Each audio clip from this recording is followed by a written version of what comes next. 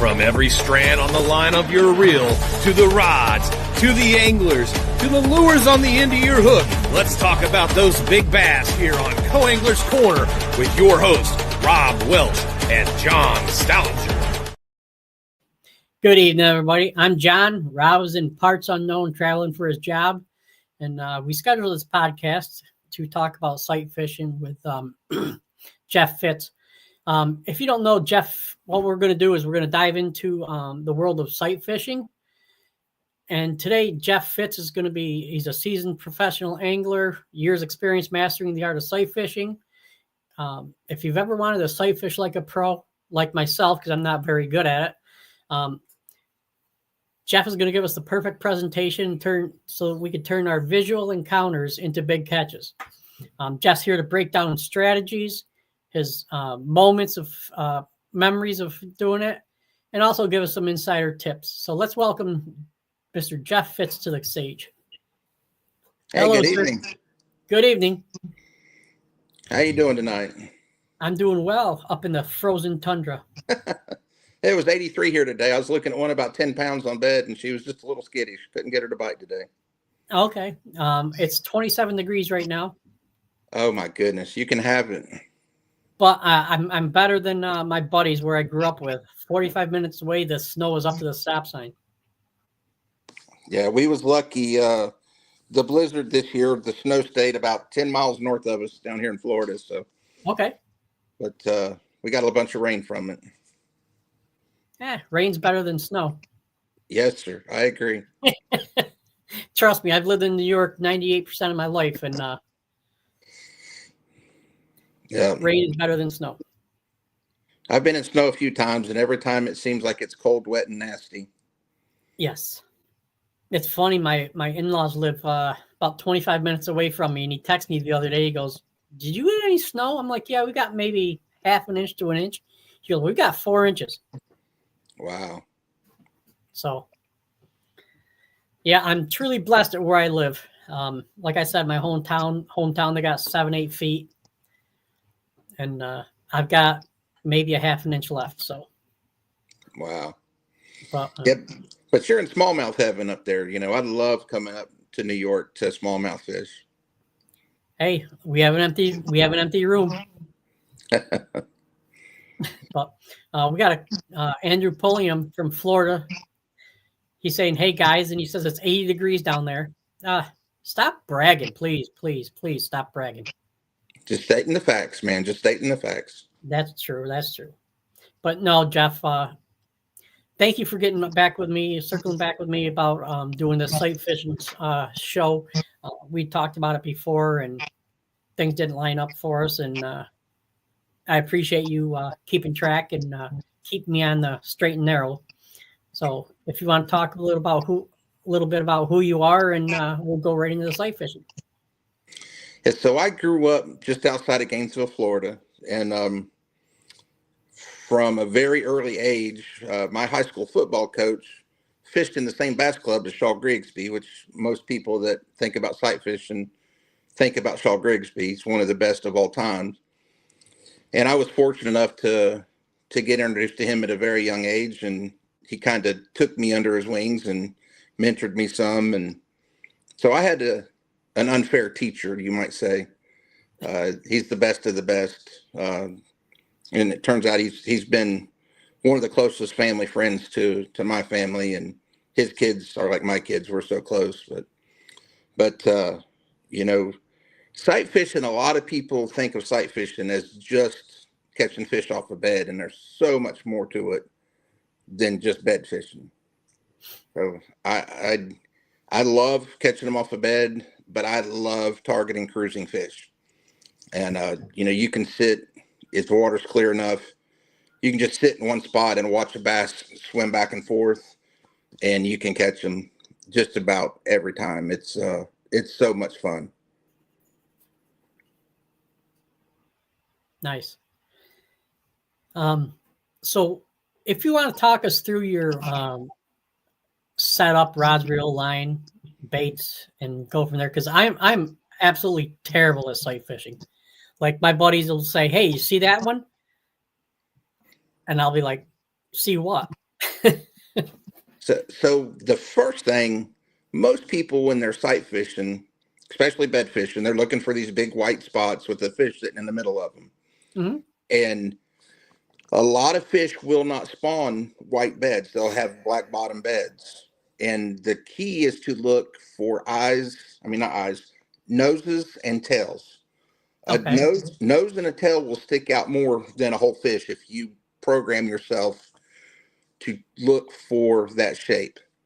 Because a lot of times a fish, depending on the clarity of the water, they can, their colors can be just like perfect camouflage and you can't see them at all. But that nose and that tail always sticks out. And that's my biggest that I look for. And, bed fishing, there's a couple of little tricks. But the sight fishing, watching fish swimming in and out of docks and cruising shorelines, for me, this Strike King Ocho is one of the best. Okay. And what I do, and I'm a very big laser sharp eagle claw or trocarp guy, and I just use they have a drop shot hook. If anybody can see this, it's Number 2. yeah, well, it's a TK 150 VP. It's a new hook they came out with last year, and this is the number 2 drop shot hook, but they make it in a bigger one. I didn't have time to get a bigger one out of the boat. But the key is, just any type of wacky rig, you just hook it just like that. And this is a small hook, so it's a little hard to show, but that's just the setup. But one of the things I do that helps this bait last forever, this is a rapid fishing solution hook all tool. And you see the bar and it has some little dots in here. Well, it comes with these 2 bags of discs, and I've got one out. So what you do is you load these discs in the holes, and you can do this in so many different ways. So you take your hook, and there's multiple colored discs. You just put it on real quick and pop it off. You see how you got a little disc on the hook there. You slide it where you want it, put your worm back on, and then you put one on the other side of it. Just that quick. And then you can pinch it tight, and it's not going to go anywhere. And the discs, they disappear. You can't even see them, especially if, like, this is a green pumpkin candy. If you put black discs on here, you'll never see them. And then these will hold it on. They're good for holding baits on. I use them when I'm flipping heavy cover, with an 1.5 ounce weight. They're great for spinnerbait trailer hooks. That's originally was the design was spinnerbait trailer hook to hold it on, because that surgical plastic tube, it just falls apart. These will never fall apart. And then to get them off, you just take a pair of fingernail clippers and clip them, and they come right off. Okay. But that'll keep your bait on. You can skip that bait as hard as you want, 1,000 miles, and it will not tear it up as fast as not having it secured tightly with the disc on it like that. Yeah. But the key when you're watching these fish swimming around, you'll see them cruising, and you don't want to spook them. If you get too close, you spook them. And I prefer about a 7 foot, 7'1", kind of a not a light rod, but a medium, and a true medium spinning rod. I'll put 20-pound Seaguar braid. I use Seaguar Smackdown, and then this gold label leader. I put I'm probably longer than most people. I go about 7 or 8 feet of leader, and the reason is because I retie all the time. I religiously retie. So instead of having to retie the leader all the time, I'll just cut a foot off and retie the hook. And by the end of the day, I'm down to 2.5 foot of leader. But when you see that fish cruising, you have to skip the bait. And some people can't do it. I've taught a lot of people how to skip a bait, but if you'll get that rod and you'll get it to load up, and you'll skip that bait to where it stops about 7 to 10 foot in front of them as it's wobbling down, because these baits, when they fall, they kind of wobble. Yeah. As it's wobbling down, they'll nose right up to it, and they'll either suck it in or they'll swim by it. If they swim by it, just sit there. Don't move your bait. They'll go down 30 or 40 yards and they'll turn around because they're just cruising that shoreline. When they turn around and come back, when they get about 8 or 10 feet out, just shake it on the bottom and they'll key in on it. And every time almost they'll go get it off the bottom. They can't handle it. Nice. All right. We got a couple questions here. Okay. I'm going to run through real quick. Jeremy May says, have you noticed if you pitch to the left or right of a bed front, you get bit more? No, dead in the center of it. There is a sweet spot in the bed. And if you look closely at a bed, especially if you can get some underwater camera, it looks like little hairs on the bottom. And I will put it dead on the center of that sweet spot, as I call it. I've pitched to the left and to the right. Now, smallmouth is it's a different. If you get within 10 foot of a bed, usually a smallmouth's going to go get it. These big Florida strain largemouth down here, they're a little more particular. You have to be precise in Florida. Okay. Jeremy May says that the rapid solution tool seems complicated. And then he comes up with O-rings, yes or no? I'm not a fan of O-rings because I've used O-rings before and I've used rubber bands, and they seem to put a pinch point on it and cuts the bait in half. Yeah. That's been my experience. Yeah. I notice up here with the O-rings also, the smallmouth tend to throw them. Yeah. But, Tanya says, never seen that gadget before. It is neat. Yes, I didn't see it until last year.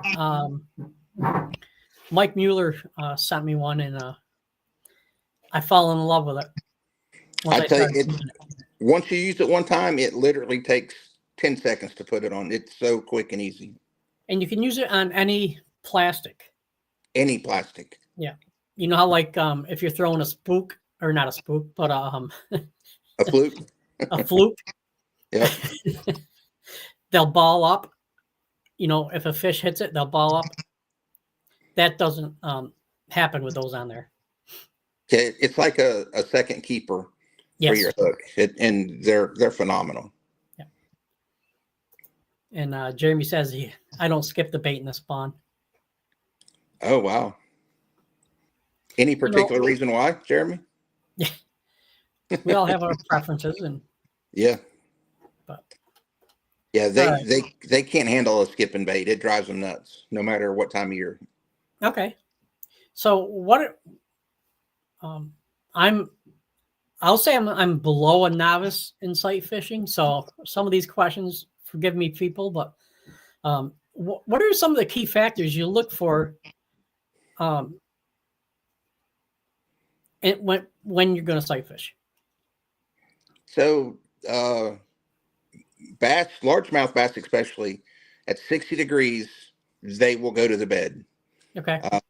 You know, a lot of people say full moon, new moon is the best, which the moon does seem to pull them, but when the water temperature is right and conditions are right, they're going to the bed. They have that urge to spawn, and it's just time. They're going to go do it. You know, you want to depend on water clarity, anywhere from, I've caught big fishes in shallow of a foot of water to over 10 foot of water.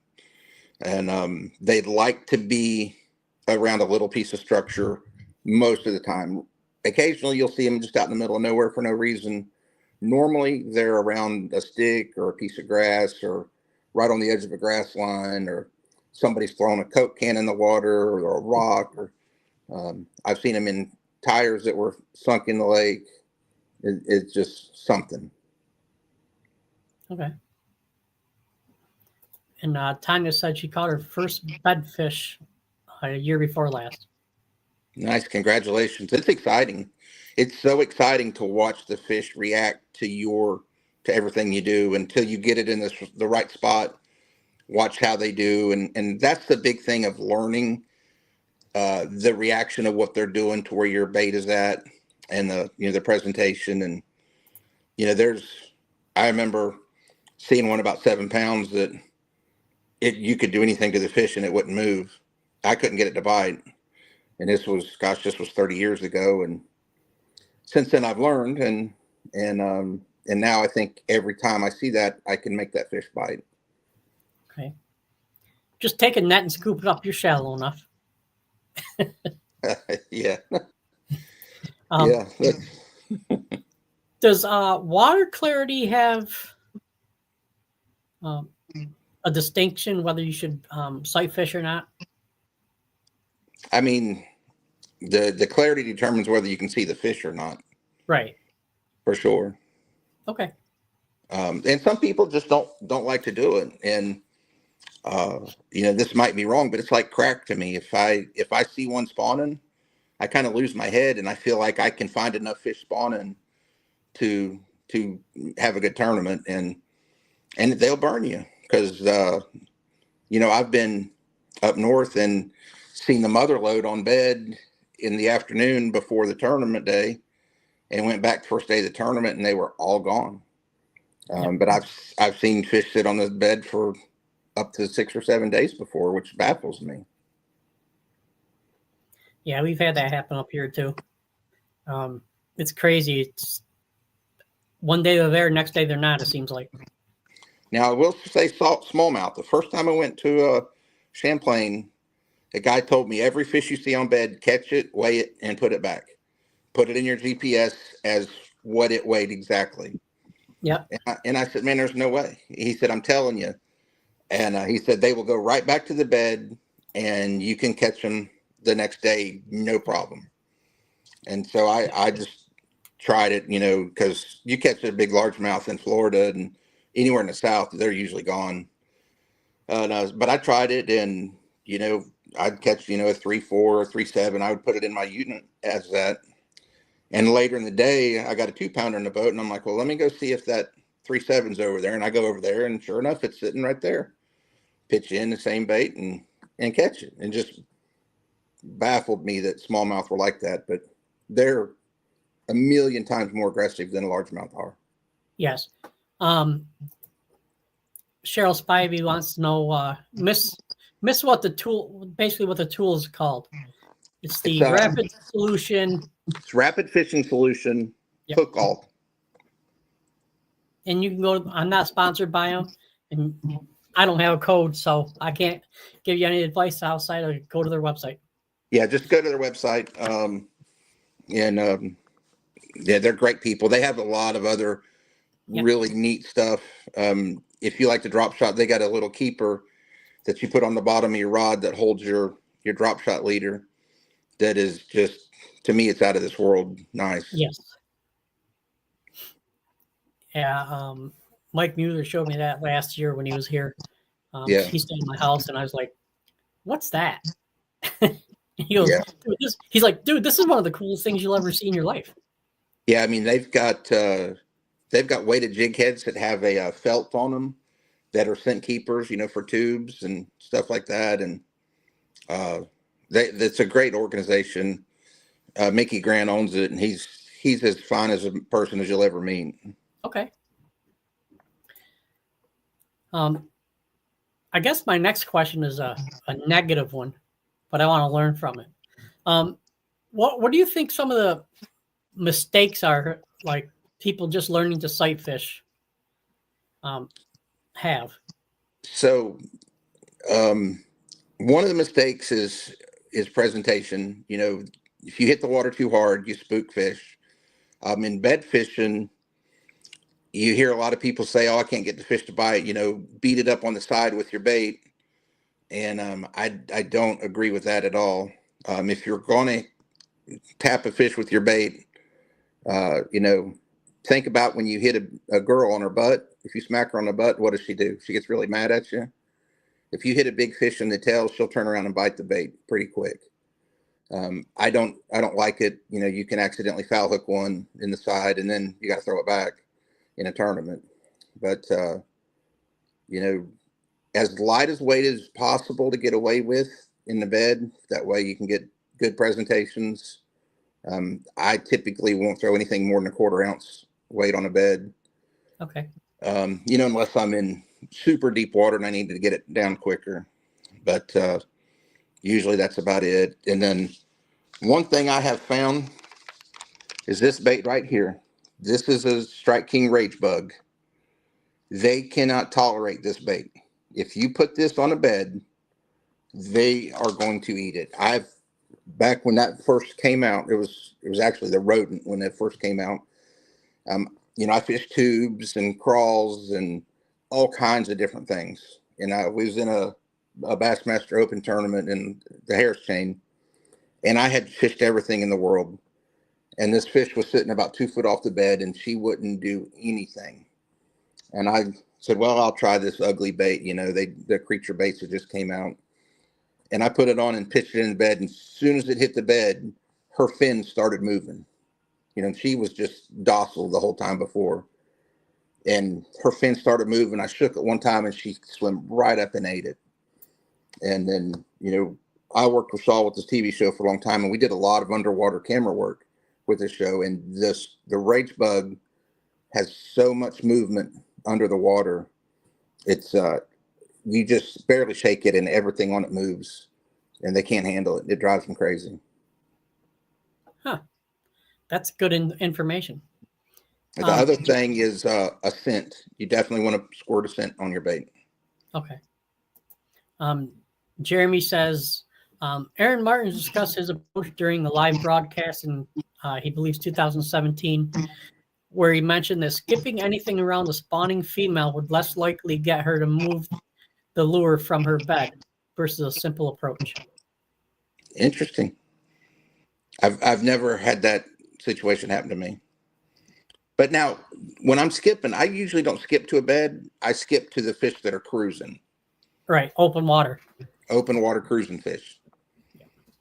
And then you can also, we had a situation in Lake Toho 3 or 4 years ago that they was biting a topwater bait. And you'd see a fish just cruising down the shoreline, and you could throw that, we use a devil's horse, and throw it out there and just let it sit. And when they get close to it, just chirp it one time, and they'll explode on it. And that's another thing. Bedding fish can't handle a bait over the top of their head. A lot of times, if you're in an area and there's fish on bed, you've seen them, but there's not enough clarity for you to be close enough to see them without spooking them.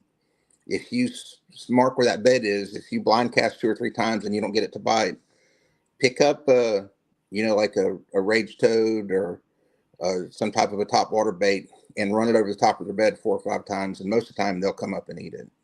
Yeah. And Jeremy says great information. He appreciates you. Do you have any tricks for deep spawners? Like up here, they'll spawn in 12 to 15 feet deep. So we fished a tournament in Grand Lake, and it was the weirdest place I've ever seen them. The fish glowed like they had a neon light stuck in them, and they were 12 to 14 foot deep, but they would not sit on the bottom. They would sit 2.5, 3 foot off the bottom, and they would not go down to the bottom to eat it. And, the deeper fish typically let you get closer to them, but, a long drop shot, so you can keep the bed or the bait in the bed, but keep it close to their face. Okay. If you put a bait in front of their nose, they're just out of reaction going to suck it up. And they're going to spit it out pretty quick, but they will suck it in enough time for you to set the hook and pull them in. Right. Does time of day have any effect on this, on sight fishing? Earlier in the season when the water's cooler, later in the day it seems to be better. But, you got to have sunlight. No matter how good your eyes are, you got to have sunlight to see. That leads me to the next question. A lot of glass companies, Bahio, Costa, just to name a couple of them, they have great polarized sunglasses. What lens color would you recommend? So I fished with Bahio glasses. I was introduced to them last year. I'd used a different brand I'd used for forever, but so there's several different lenses in the Bahios. they have, and I'm probably going to get these wrong because I've just started using them, but violet is like a purple lens. Yep. And it's purplish on the outside, but when you look through it, it's yellow. And that's the yellow makes a fish glow in all conditions, but extreme low light, that violet, that yellow color lens is by far the best. The ones I used before was Ocean Wave. They were called Crown Royal Illuminators, and they were the same yellowish lens. And then, in normal conditions, the amber color lens is all around the best to wear. The gray lenses are only good on extremely bright sunny days with no clouds at all. Okay. And Tanya wants to piggyback off of that, saying, doesn't lens color depend on sunny versus overcast? 100%. Yeah. Amber works all the time. But the low light, you want that yellowish tinted lens. Okay. And you want, the one thing I like about the Bajayos is they are extremely optically clear. You can get a cheap pair of sunglasses, and by the end of the day, you're going to have the worst headache in the world because they're not optically clear and they're going to mess with your eyes. Well, you're not going to have to worry about me having a cheap pair of sunglasses. I was in a boat accident last year, and I broke my orbital bone and orbital socket in 4 places, and the only thing that saved my vision was having a good pair of glasses on. Yeah. So that's another reason why to wear a good set of glasses. Yeah, you should always wear glasses. I mean, you get hooks coming back at you. We was at Lake Oneida, and I had a northern pike on, and on a 3-hook sexy dog, and I was trying to take it off, and I couldn't get the hooks out. And like an idiot, I let go of the fish. I had the fish and the hook and the line in my hands, and I let go of the fish and hold the line to grab my pliers, and the fish shook real hard, and I was trying to get it away from me. Well, when it did, the bait came out, and it came to my face, and I'm pushing it away from me to keep the fish and the hooks away from me. Well, the bait goes in my nose, and I pulled the hook through my nose. And, glasses saved my eyes from getting a hook in them. So always wear glasses, no matter what. I agree with you there. Not saying, only because you can get a hook in the eye, but Yeah. Oh, by the way, it's up here. We call it Oneida Lake. And we won't talk about Oneida Lake too much because some people don't like the roughness of it. You mean like rough water? Like it gets choppy rough? Yes. Oh, that's nothing. No, we've the last open I fished on Oneida, there was 6 to 10 footers out there. Oh, I've been Oneida with the problem with Oneida is it's shallow enough. They're grouped up together. It's more choppy than, like in the Great Lakes, you can get in a rhythm with the big waves. Yep. Oneida and some of the other ones, they're just brutal. Yeah. But all right.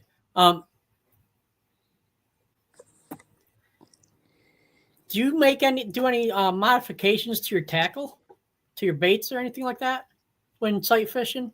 Like I know some people talk about having a white tube, but they'll dye the tentacles chartreuse to make it easier to see them. When I first started, I felt like I had to see my bait no matter what. Now I feel like I have such a good touch of where it's at. I can feel the bottom. If you have to see it, white and chartreuse is fine. Red kind of triggers them a little bit if you dip your tails in red. Sometimes that will help. But I usually stick with natural colors, green pumpkin, black blues, stuff like that for my bed fishing worms. Okay. All right. So what do you always use a spinning rod when you're sight fishing? Only when I'm skipping a bait. Okay. If I'm bed fishing, I'm 7 foot 3 inch, 20-pound Seagar fluorocarbon, and I'm jacking them. I'm not playing with them. Okay. Nice. Okay. What's one of the most memorable fish you caught while sight fishing? And what made it special? So I was in a tournament. It was a team tournament years ago, Extreme Bass Series on Lake Harris. And there was a pair of bass up under a tree. And we could not get to it, and we couldn't get to it. We tried everything. And I told my partner, I said, look, we're just going to have to go and pull some limbs out of it. He's like, oh, we can't do that. They'll spook off. I'm like, hey, bud, if we don't, we're not going to get a bait to them, so it doesn't matter. So we go up there, and I break 4 or 5 limbs off and get like a bow hunter would say a shooting lane. Yeah. And we back up and just sit there for a few minutes, get something to drink, and I look up and male and female are sitting on the bed. And it's like, man, this is awesome. Pitch in there and the male instantly bites it. Well, I'm a firm believer, let the male bite it 8 or 10, 12 times, whatever it takes. If the female's not active, it'll make her mad. She'll come in and take over and eat the bait. Well, he bit it probably 30 times.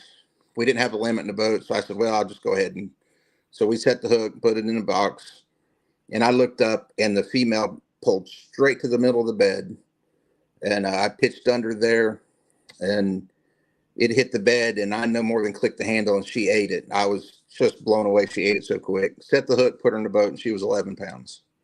So that's my most memorable fish off a bed. Okay. It's not a bad fish, by the way. No, it's pretty good. I'd be more impressed if you said it got it on Champlain, but oh well. 11 pounds, 11 pounds. How do you adjust to changing water conditions? Like the wind picking up or the cloud coming over? So boat position is a big deal. Power poles is a huge advantage, which sometimes up north you can't use them. Most of the time in Florida you can. Where I was at today, it was too deep. I couldn't use them, but you can typically get your boat to block the wind enough to see what you're doing. One thing we use religiously is a push pole. Trolling motors will scare them, so I keep a push pole in the boat year round just because we're in shallow water most of the time down here. But in sight fishing, especially, that push pole, you can move the boat around without making any sound hardly. And they know that sound of that propeller turning on a trolling motor. I keep all my electronics on standby when I'm sight fishing because I don't want any ticking. I don't know if you've ever heard electronics underwater, but they sound like that. If you can hear that, they make a very hard metallic pinging sound. So I leave them all off, but just push the push pull around, get up to where you can see the bed. If the weather condition's not right, get a good mark, maybe throw a buoy behind it to mark it, and then push your way back away from it, and then just pitch or cast to the buoy. Okay. If anybody has any questions for Jeff about sight fishing, go ahead and bring him on in. He's here to answer questions for everybody. How important is line selection? Fluorocarbon, mono, braid? Fluorocarbon, I've done a lot of work underwater, and fluorocarbon does almost go completely invisible. I've been in Oneida and St. Lawrence and a lot of places up north when the smallmouth were spawning, and then caught them on 20-pound fluorocarbon. It didn't bother them, but I think, smallmouth, it don't matter. I think you could use 65-pound braid and it wouldn't matter a lot of the times. I typically won't go less than 15. I think they're going to bite. I don't think I've had too many fish that are really line shy more than boat presence shy. Okay.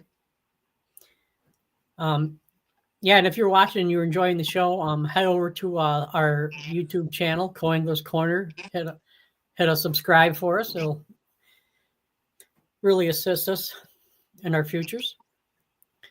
Okay. Rod and reel setup.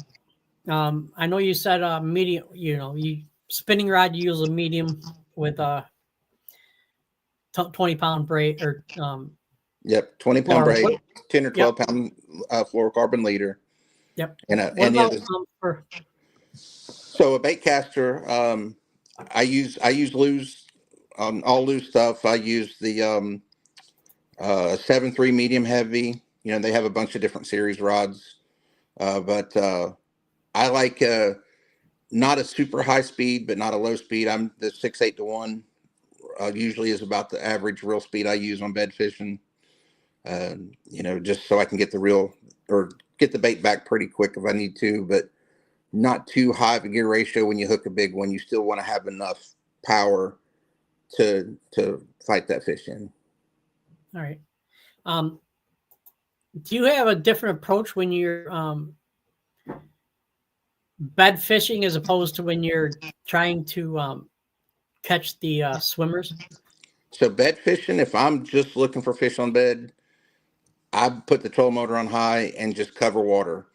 You'll see them swim off real quick, and I just go make a loop around. By the time you loop around and settle down, they'll be right back there, and then you can try to catch them. But Okay. bed fishing is 100% covering water.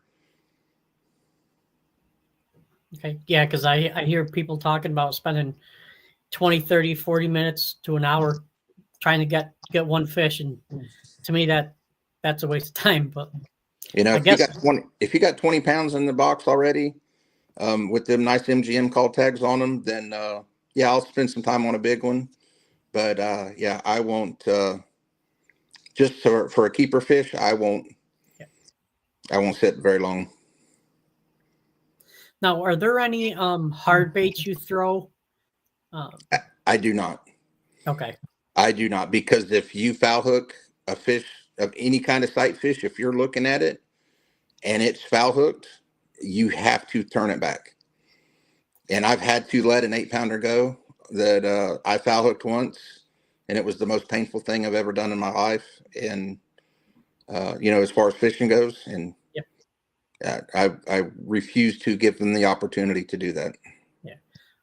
Mike, I mentioned him earlier. Mike Mueller was up here fishing the Cuga Lake, and his first fish I think he caught was over 6 pounds, and he foul hooked it, and he was all by himself and had to let it go. And he goes, "John, that hurt." It hurts. Yeah. But integrity's a lot. I had a co-angler in the boat with me when I caught that 8-pounder, and he begged me to put it in the live well. He said, "Man, you caught that fish legal, legitimate, fair and square." And I'm like, "I can't do it." And then I seen him, I guess it was probably 5 or 6 years ago at a Classic Expo. And he came up to me, he goes, "Man, you might not remember me." He said, "But I was your co-angler when you let that 8-pounder go." And he said, "You don't have any idea how much respect I've had for you since that day." Yeah, and that's it, you know. Yeah, the money will be there, but your integrity is more than the money. No, you know, I've got big trophies and they're nice to look at, but it's definitely not worth the you know, I'm very faith driven. I couldn't sleep if I did something wrong like that. Yeah. Now, if you're chasing fish, okay, going after the swimmers, is there any tips or tricks that you have? Don't spook them. What's that? Don't spook them. Lake Murray is one of the funnest places to catch cruising bass. And in August, which most people don't think about it, but in August and September, they get in wolf packs and they'll cruise the shore. And you literally can catch them on a hollow body frog. And there'll be 5 or 6 of them. And if you don't spook them, you can catch every one of them. It's so much fun. And, you know, Lake Murray, that time of year, usually there's like willow weed on the shoreline. And you just throw that hollow body up right on the edge of the grass and let them swim up to it and just twitch it 2 or 3 times and they'll blow up on it. And 2 or 3 of them will follow the fish to the boat and they'll all go right back to the shoreline. And just watch them, they'll cruise up and down the bank and just keep repeating it. Okay. Here's a question, because I have a hard time doing it. Any tips on being able to spot the fish in the water? Yeah, noses and tails and any kind of movement. When they're cruising, they're just constantly at a slow pace coming down the shoreline. I will go sit if I think in an area that I think the fish are going to be cruising. I'll go sit and power pull down and just sit there for 4 or 5 minutes and see what I can see. And if I don't see anything, then I'll go to another spot. And usually they're going to be around a grass line or a little bit of timber, some laydowns. They'll cruise across the front of the laydowns. And so it's structure based also, it's not just wide open water and you see them swimming by. Okay. All right. Well, I've run out of questions for you. So if anyone else has any questions, go ahead and ask them. But anything else you want to add to it, Jeff? No, I just, if you catch a big female, take pictures of her and let her go.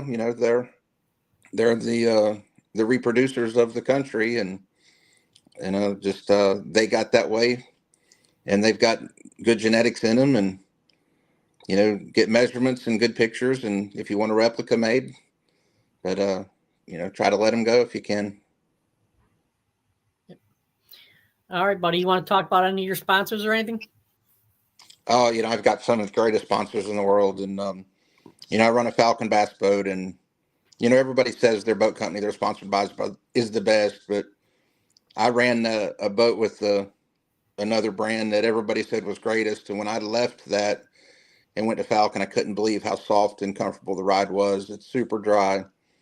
They're great people. It's like being in a family, but Luz and Strike King and Seaguar line. Seaguar's the creator of fluorocarbon. It's the best fluorocarbon on the planet. Eagle Claw, their hooks are all 100% American made right here in USA. And the Strike King baits are just the greatest. Rapid Fishing Solutions, Mickey's a very Christian man, and him and I have had hours and hours upon conversations about our faith. I run Dakota Lithium batteries and Lowrance Electronics. I run the 135 amp hour batteries. I run one isolated solely for my Lowrance units, and there's no interference, and it runs all day long with no issues. So, and I guess power poles are big, and Bob's Machine Shop. If you need a hydraulic jack plate on your boat, which I think every bass boat needs one, Bob's will not turn sideways on you. It's the fastest plate on the market. It's up and down every time you hit the button. It won't pinch into weird angles and not go up and down like some of the other ones will. Awesome. All right, buddy. Well, hey, thank you for coming on and talking to us a little about sight fishing. Yes, sir. Anytime. Yeah. Have a good blessed rest of the evening, and take care. And one more, John. I know yes. This one's dear to you, which you're not sponsoring me, but those MGM call tags, guys. John makes the best call tag on the planet, so make sure you get some. I appreciate it, and thank you, sir. So y'all have a good evening. All right.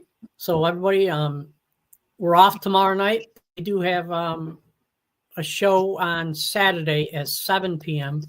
talking about sponsorship with Tom Presnell. He was supposed to do one a couple weeks ago, but he became ill, and we're getting back to that, and he's planning on doing it again. So thank you all for tuning in, and hope to see you Saturday. All right, everybody, have a good night. Bye.